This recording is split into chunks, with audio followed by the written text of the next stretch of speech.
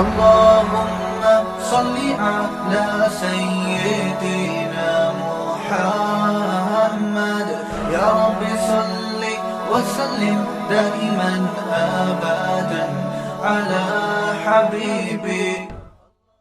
نہیں دو اور دو چار کی طرح قرآن نے لا کے نا حق اور باطل کو بیان کر دی ایسے. تبھی تو ہمیں یہ ایتھیس ویتھیس کی جو تقریر ہے نا یہ لطیفے لگتے ہیں. یہ کیا لگتے ہیں؟ لطیفے چھوڑتے رہتے ہیں بیٹھ کے. کہتے ہیں خدا نہیں ہے. آج وہ ایک مشہور ایتھیسٹ ہے, وہ پتہ نہیں کیا کیا بیچارہ کچھ نہ کچھ کہتا ہی رہتا ہے. ابھی میرے خلاف ایک کلپ بنایا انہوں نے, اس میں اس نے کہا کہ یہ مولانا صاحب جو ہے نا, میں نے کہیں وہ جو بل تھا نا سینٹ میں جو پاس ہوا ہے خواتین پہ تشدد, بچوں پہ تشدد کے خلاف بل, اس بل کی مخالفت کی ہے میں نے. سب نہیں کی ہے جتنے بھی عقل مند لوگ ہیں. اور خلیل الرحمان قمر جو ڈرامہ نگار ہے اس نے بھی بڑی شدید مخالفت کی ہے, بڑا خاندانی کام کیا. تو محترم نے فوراً کلپ بنا دیا کہ دیکھو یہ لوگ اس بات کی گویا ترغیب دیتے ہیں کہ عورتوں کو اور بچوں کو مارنا چاہیے. اور اے بھائی کسی بل کی مخالفت کا مطلب یہ نہیں ہوتا کہ اس بل میں ہر شک کے ہم خلاف ہیں اور ہم لوگوں کو ترغیب دے رہے ہیں کہ اس کی مخالفت کرنے کا مطلب ہے کہ اس کے الٹ چلنا شروع ہو جاؤ. ٹھیک ہے نا, اس کے الٹ چلنا شروع ہو جاؤ. اسلام نے عورت پر ہاتھ اٹھانے کی 5 شرطوں میں اجازت دی ہے. اور دوسری بات یہ کہ جب آپ قرآن کی آیت پڑھتے, اجازت دی ہے ترغیب نہیں دی ہے, وہ بہت کم صورتوں میں. ترغیب کس بات کی دی ہے؟ جو نبی صلی اللہ علیہ وسلم نے اپنے عمل سے 9 بیویاں رکھی ہیں, زندگی میں کبھی کسی ایک پر بھی ہاتھ نہیں اٹھایا. حتیٰ کہ حضرت عائشہ فرماتی ہیں کسی عورت پہ, کسی خادم پہ بھی زندگی میں کبھی ہاتھ نہیں اٹھایا. یہ ترغیب ہے. یہ کیا ہے؟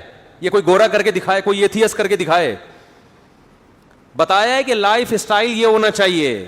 انس ابن مالک کہتے ہیں میں نبی کا خدمت گزار تھا, 10 سال مجھے خدمت کے طور پر نبی کے حوالے کیا گیا. اللہ کی قسم 10 سال میں ایک دفعہ مارنا تو دور کی بات, ڈانٹا بھی نہیں ایک دفعہ.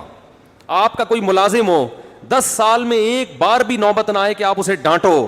آج دنیا میں کسی کے باپ کے پاس بھی اتنا ظرف ہے؟ وہ باپ کا لفظ اب چڑھ گیا میری زبان پہ, وہ جو باپ پہ بن گیا تھا نا کلپ, کہیں ہے کسی کے پاس اتنا ظرف؟ بولو بھائی. 10 سال بڑا عرصہ ہوتا ہے. فرماتے ہیں مجھے کوئی کام نبی نے میرے ذمے لگایا اور میں نے نہیں کیا تو نبی نے کبھی طنز نہیں کیا کہ یہ کیوں نہیں کیا. اور کوئی کام نبی نے مجھے منع کیا ہو اور میں نے کر لیا تو نبی نے ایک دفعہ بھی یہ نہیں کیا کہا کہ کیوں کیا. کر لیا ٹھیک ہے, نہیں کیا تو بھی ٹھیک ہے. کتنا بڑا ظرف. ہم صرف قرآن کو حجت نہیں مانتے, قرآن خود کہہ رہا ہے لقد کان لکم فی رسول اللہ اسوۃ حسنہ. قرآن پر عمل کون کر کے دکھائے گا؟ نبی. تو قرآن کہہ رہا ہے کیسے عمل کیا یہ نبی سے سیکھنا ہے.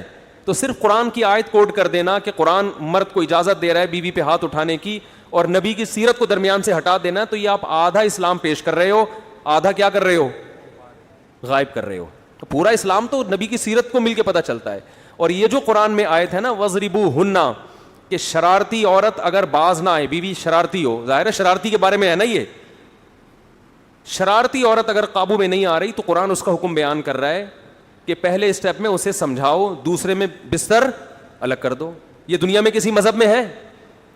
تیسرے اسٹیپ میں وَضْرِبُوهُنَّ, ان کو مارو. اور یہاں آرڈر جو ہے نا مارو, امر یہاں اباحت کے لیے ہے, وجوب کے لیے نہیں ہے. یعنی امر کا جو صیغہ ہے نا, صیغہ تو آرڈر کا ہے کہ کرو یہ کام, لیکن جو عربی گرامر جانتے ہیں انہیں پتہ ہے کہ قرآن میں بہت سارے آرڈر اجازت کے معنی میں استعمال ہوئے ہیں. جیسے قرآن میں آتا ہے وَإِذَا حَلَلْتُمْ فَاصْطَادُوا, اے ایمان والو جب تم احرام کی حالت میں ہو تو شکار مت کرو, جب احرام سے نکل آؤ تو شکار کرو. تو آپ نے کبھی حاجیوں کو دیکھا احرام سے نکلتے ہی توپیں ہاتھ میں بندوقیں لے کے جنگل چلے جاتے ہوں؟ نہیں آ رہی بات. کبھی دیکھا آپ نے حاجیوں کو؟ اب آپ کے حاجی صاحب ہیں وسیم بھائی, حج کرنے کے لیے گئے. وسیم بھائی کہاں گئے؟ حج کر. فون کر کے پوچھا آپ نے, بھائی وہ میں بھائی ابھی عرفہ کے میدان میں ہوں, احرام میں ہوں, حج کر رہا ہوں میں, اور اللہ کا شکر ہے بالآخر میں رمی کر کے احرام سے, وہ عرفہ کے میرا حج پورا ہو گیا, اب میں احرام سے میں نے قربانی کر لی ہے, اب میں سر منڈا رہا ہوں اور احرام سے نکل رہا ہوں. اب وہ احرام سے نکلے, اس کے بعد طواف زیارت کے لیے انہوں نے ارادہ کیا چلو اپنے ہوٹل میں چلتے ہیں, آرام کرتے ہیں, اب ہم طواف کریں گے. اب آپ قرآن پڑھنا جانتے تھے نا, آپ کو کیا آتا ہے؟ قرآن. آپ نے جناب فون کر کے کہا کہ حضرت احرام سے باہر نکل آئے. اس نے کہا الحمدللہ سر منڈا لیا میں نے, احرام سے باہر آ گیا ہوں. کیا کر رہے ہیں بھائی؟ اب میں طواف زیارت کی تیاری کر رہا ہوں, اس کے بعد بھائی پھر میں گھر جاؤں گا. نہیں, قرآن کہہ رہا ہے وَإِذَا حَلَلْتُمْ, جب تم احرام سے باہر نکل آؤ, فاصطادوا, تو شکار کرو. کیا کرو؟ شکار کرو. سمجھ رہے ہو؟ لہذا ایک بندوق میں بھجوا رہا ہوں, جیسے ہی وہ آپ کو ملے, یا وہاں تو اجازت نہیں ہے بندوقوں کی, غلیل سے کرو. قرآن نے یہ تو نہیں کہا نا بندوق سے کرو, غلیل سے بھی ہو سکتا ہے. آج تک کسی حاجی کو دیکھا حج کے بعد کیا کر رہا ہے؟ شکار کرتے ہوئے. کیا پوری امت کا اجماع ہے؟ صیغہ آرڈر کا ہے, مگر یہاں آرڈر اجازت دینے کے لیے ہے, لازم کرنے کے لیے. مطلب یہ کہ اب اگر تم شکار کرنا چاہو تو الاؤڈ ہے. جو پابندی تھی وہ کیا ہو گئی ہے؟ ختم. یہ پابندی کے خاتمے کو بیان کرنے کے لیے ہے. قرآن میں آتا ہے اے ایمان والو اذا نودی للصلاۃ من یوم الجمعۃ فاسعوا الی ذکر اللہ, جب جمعے کی اذان ہو جائے تو تجارت چھوڑ دو, کاروبار بند کر دو, اور کہاں؟ اللہ کے ذکر کی طرف دوڑو, مسجد میں آؤ. یہاں بھی دوڑو کا مطلب یہ نہیں کہ ریسنگ لگانا شروع کر دو. محاورے قرآن وہی استعمال کرے گا نا جو عرف میں رائج ہیں. دوڑ کا مطلب سارے کام چھوڑ کے کہاں جاؤ؟ مسجد میں. ہاں, جانا اسپیڈ سے نہیں, آرام آرام سے جانا ہے, لیکن دوڑ کا مطلب باقی سب کام چھوڑ دو. آگے کیا آ رہا ہے؟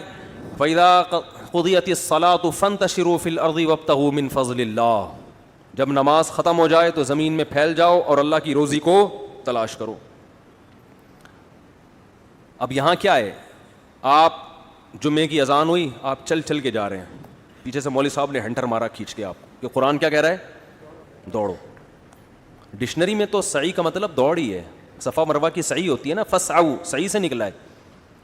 اس لیے کہتے ہیں قرآن کے اہل سے سیکھا جاتا ہے. ہر آدمی اٹھ کے آج مفسر قرآن بنا ہوا ہے, میں قرآن سے سمجھتا ہوں. صحابہ نے نبی سے سمجھا ہے, تابعین نے صحابہ سے سمجھا ہے. اس کے لیے عربی زبان میں مہارت ضروری ہے, عرب محاوروں سے واقف ہونا ضروری ہے. علماء سے سیکھتے ہوئے شرم آتی ہے کہ ہم کسی کے شاگرد کیوں بنیں, بس یہ ٹیکنیکل فالٹ ہے. اور جب تک آپ کسی کے سامنے زانوئے تلمذ نہیں طے کرتے, کسی کی شاگردگی میں نہیں آتے, اللہ آپ کو علم نہیں دیتے. اس کی تواضع کے ساتھ علم حاصل ہوتا ہے. یہودی اسلام پر ایمان لے آتے, ان کے لیے بڑی رکاوٹ تھی, ہمیں محمد صلی اللہ علیہ وسلم کے سامنے سر کو تسلیم کرنا پڑے گا. یہ کہہ رہے تھے یہ تو امی ہے, لکھنا پڑھنا نہیں جانتے, ہم ان کو اپنا بڑا کیسے بنائیں. تو جو تکبر یہودیوں میں تھا نا, جس نے ان کو حق سے روکا, آج وہی تکبر بہت سے لبرل لوگوں میں ہے کہ علماء کی اطاعت ہم کیوں کریں. اور مثالیں دیتے ہیں مولوی ایسے, بھائی مولوی غلط ہیں تو صحیح بھی تو ہے نا. آپ علاج کے لیے اپنے آپ کو ڈاکٹروں کے حوالے کرتے ہو کہ نہیں کرتے؟ ڈاکٹر میں 2 نمبر بھی ہیں لیکن 1 نمبر بھی تو ہے نا. یا خود ہی پیٹ کاٹ کے اپنی سلائی ولائی کر کے گردے کی پتھری نکال لیتے ہو, تو وہاں تو شرم, وہاں تو آپ کو کبر محسوس نہیں ہوتا, وہاں مان لیتے ہو بھائی انہیں آتا ہے ہمیں نہیں آتا. تو علماء کے بارے میں کیا ہوتا ہے یہ مانتے ہوئے کہ بھائی ان کو آتا ہے ہمیں نہیں آتا. ہاں علماء میں پھر یہ ہے کہ حق پرست کون ہے اور باطل کون ہے.